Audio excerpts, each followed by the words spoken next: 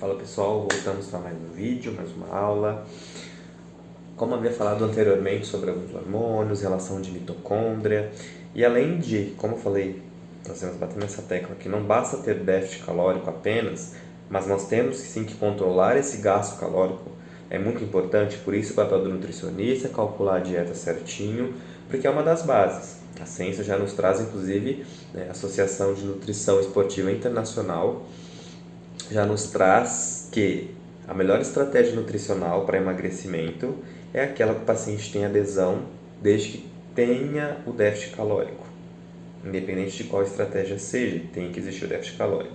Porém, a gente já sabe que existem NEATs diferentes. Mas o que é isso? O que é NEATs? NEATs é o gasto energético não relacionado à atividade física, várias outras atividades diárias, sono, metabolismo, fator térmico dos alimentos, por exemplo. Né? O que significa isso? A quantidade de calorias que o seu corpo gasta para digerir, por exemplo, uma maçã, um bife, enfim, proteínas, carboidratos, lipídios, o corpo gasta também energia para metabolizar esses macronutrientes ou alimentos propriamente ditos, né?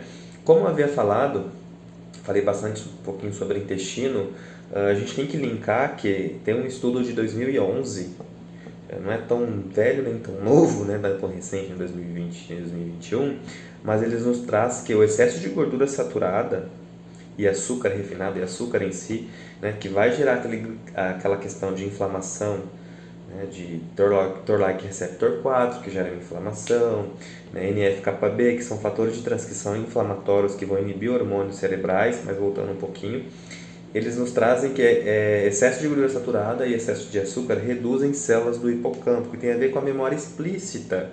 O que é isso? Eles relacionaram obesos, acontece muito isso, obesos muito inflamados, que eles acabam perdendo a noção do quanto já comeram. Aquela coisa de, quando eu vi já comi e não percebi quanto que eu comi. Ou quando vi já foi. Já viu isso? Algum aluno, algum paciente falando? Pois é, está relacionado com o excesso de gordura saturada da dieta, com excesso de açúcar e uma piora na qualidade intestinal que eu havia falado no vídeo anterior. Então, baixo consumo de vegetais, de fruta, baixa ingestão hídrica, que também tem correlação. Eu falei bastante sobre a questão dos ácidos graxos de cadeia curta, né? Acetato, butirato e propionato, que são ácidos graxos de cadeia curta que o seu intestino metaboliza esses alimentos que eu dito saudáveis e vai gerar uma repercussão lá no hipotálamo. O legal disso é que ele vai estimular, né, receptores lá no cérebro. Então você consome os alimentos e tal, e lá no cérebro nós temos o GPR41 e o GPR43. Quando esses receptores eles são ativados por esses ácidos graxos de cadeia curta, então os ácidos graxos de cadeia curta lá no intestino vão ser levados lá no teu cérebro, e lá tem esses receptores GPR41 e 43. Chegando lá esses ácidos graxos, ele vai ser ativado. Só é ativado quando esses ácidos graxos de cadeia curta chegam lá. O que eles fazem, esses receptores? Eles aumentam o gasto energético do indivíduo. Olha que coisa. Viu como não é só caloria?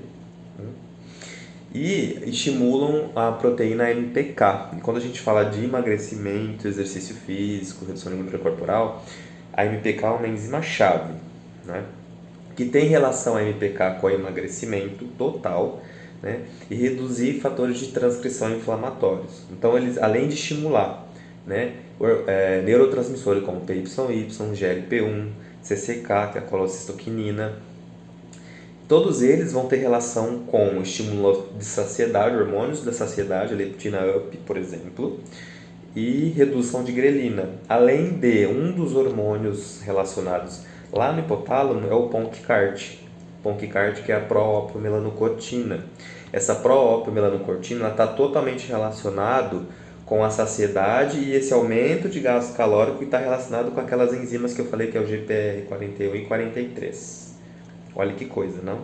Que esse PONC-CART, pró-opiomelanocortina, é ele que, vamos dizer assim, que regula, né, liberação de leptina, liberação de grelina e controla neuropeptídeo Y. Esse neuropeptídeo Y tem relação tudo isso de fome, de saciedade, né?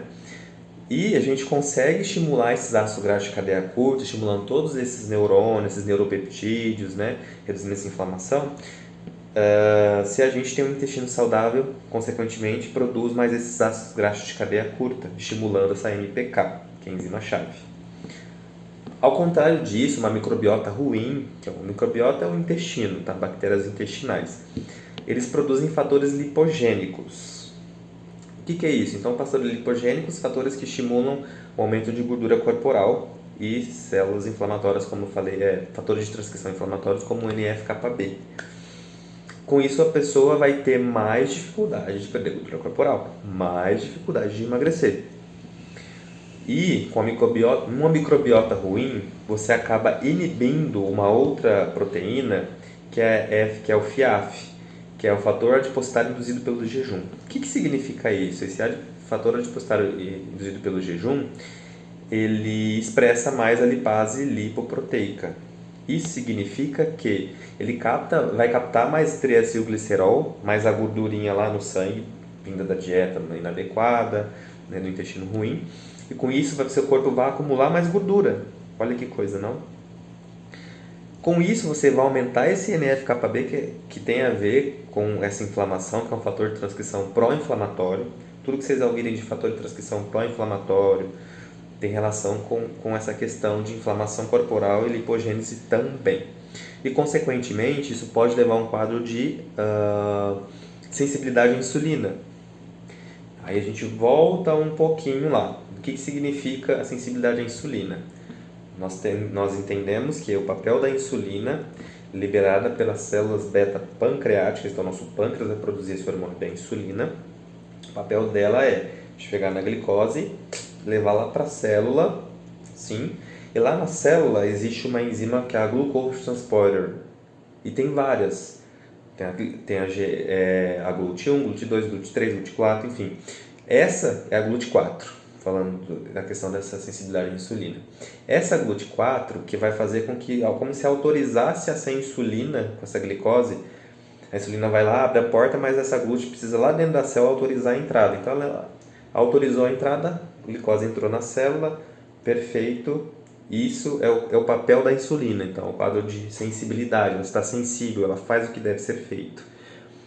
Quando a gente tem esses fatores de transcrição pró-inflamatórios, né, NF-κB, entre vários outros, a gente acaba tendo a qual da resistência à insulina. O que a insulina vai levar, muitas vezes, ou não produz a quantidade suficiente, ou mesmo que produza, vai tentar levar essa glicose para dentro da célula, só que esse GLUT4 vai ficar quietinho lá e não vai conseguir fazer a função dele. Glicose vai ficar na corrente sanguínea, gerando esses processos inflamatórios.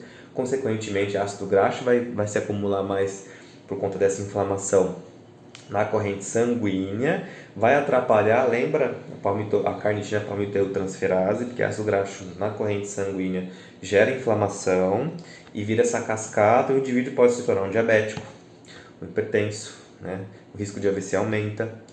É como se as células elas começassem a se enferrujar. É como se a gente tem uma empresa e essa empresa trabalha em prol de engrenagens. Se a engrenagem está hidratada, está bonitinha ali, funcionando, a empresa vai bem, produz o que deve ser produzido, até mais. Porém, se essa empresa começa a ficar ineficiente, né, começa a enferrujar, não cuida das engrenagens, que é isso, vamos colocar assim, que a resistência à insulina causa, você acaba enferrujando várias outras células e isso a empresa pode ir à falência. Para vocês entenderem essa analogia, para ficar mais didático, tá?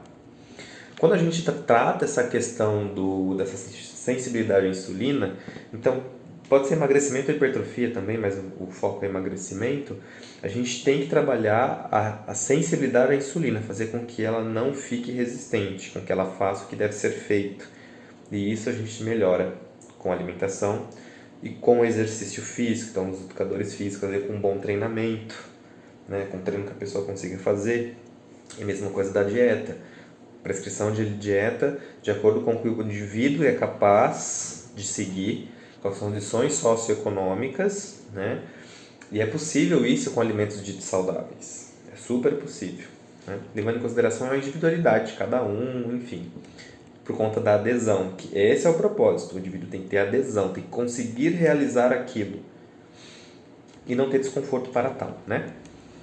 Até porque já puxando um gancho um pouquinho, quando o indivíduo ele sente muito estresse fazendo a dieta, você não leva em consideração a realidade do cliente, do paciente, provavelmente a chance dele todo final de semana sair da linha por conta de busca de recompensa em nível, né, cerebral é muito grande. Então, uma estratégia, já fica a dica, a gente gerar também momentos de prazer com alguns alimentos que isso faz durante a semana, por que não? Para não fazer isso só final de semana, o indivíduo acaba desistindo de tudo, porque não dá conta final de semana onde ele desanda e quer buscar prazer, e isso vira um ciclo vicioso, aí começa a consumir excesso de açúcar, de gorduras e tudo mais, gera toda essa inflamação que nós falamos aqui, que eu falei aqui, e vira esse ciclo vicioso, essa bola de neve, e não dá certo o processo. Por quê?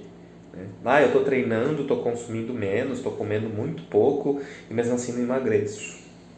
Que eu vou falar no próximo vídeo, na próxima aula, a questão de volume alimentar e calorias, que são coisas distintas que a gente tem que trabalhar, profissionais nutricionistas aí, tem que trabalhar com isso, que de verdade a gente vai refletir positivamente em tudo isso que foi falado antes, de fatores de transcrição inflamatórios, pró-inflamatórios, anti-inflamatórios, ácido de cadeia curta, melhora do intestino, e desinflamar o teu hipotálamo, né? Dito que ele controla esses hormônios aí de fome, saciedade e tudo mais. Sim? E logo mais falam de estratégias para potencializar essa queima de gordura, por que não? Sim? Então aguardo vocês e bora lá, incentivar ainda mais seus alunos.